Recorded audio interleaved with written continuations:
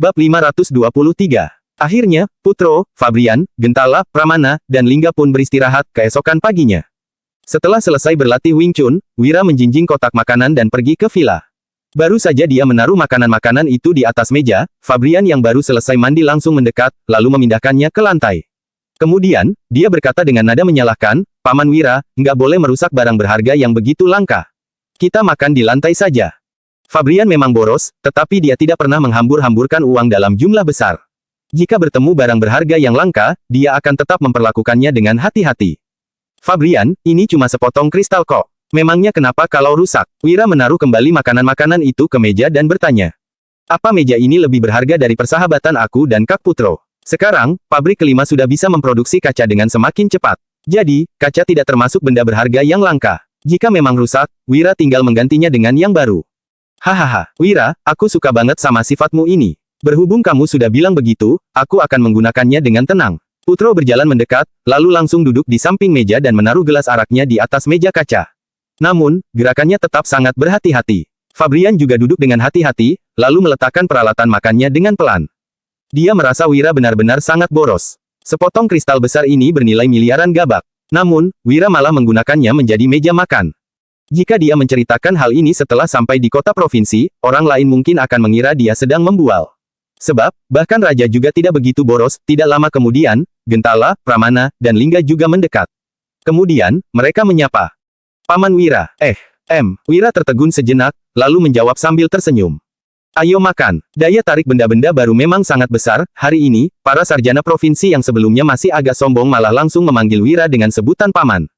"Ayo makan." Berhubung makanannya ditaruh di atas meja kristal, ketiga orang itu pun memberanikan diri untuk duduk di sana. Mereka bertiga makan dengan sangat berhati-hati dan bahkan tidak berani menaruh peralatan makan mereka di atas meja. Sebab, mereka takut tidak sengaja memecahkan meja kristal ini. Jika begitu, bagaimana mereka harus ganti rugi? Meskipun membantu Wira mengajar di dusun ini seumur hidup, mereka mungkin masih belum mampu membayar ganti ruginya. Selesai sarapan, Wira mulai menjelaskan materi dari buku matematika, fisika, dan kimia. Harus diakui bahwa orang yang mampu menjadi sarjana provinsi memang adalah orang yang berbakat. Sementara itu, Gentala, Pramana, dan Lingga yang mampu menjadi sarjana kerajaan jauh lebih hebat lagi. Hanya dalam waktu 3 hari, Putro dan ketiga muridnya sudah berhasil memahami 80% dari 3 pelajaran itu. Meskipun tidak sepenuhnya paham, setidaknya mereka juga berhasil menghafalnya. Oleh karena itu, Wira pun menjadi tenang. Setelah menyerahkan semuanya kepada 4 orang itu, Wira pun mempersiapkan diri untuk berangkat ke kota provinsi.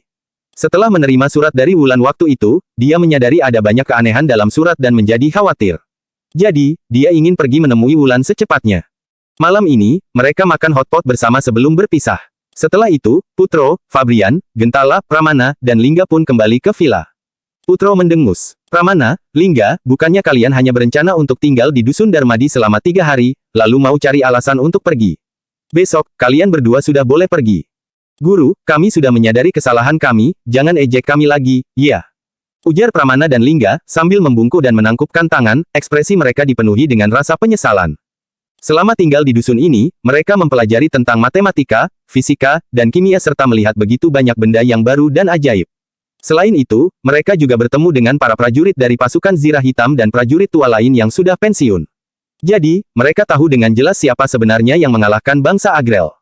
Sekarang, mereka benar-benar sangat kagum pada Wira. "Baguslah kalau kalian menyadari kesalahan kalian dan mau berubah." Putro terkekeh, lalu mengubah topik dengan berkata, "Tapi, salah satu dari kalian tetap harus meninggalkan dusun Darmadi." "Kenapa?" Pramana dan Lingga merasa sangat tidak rela.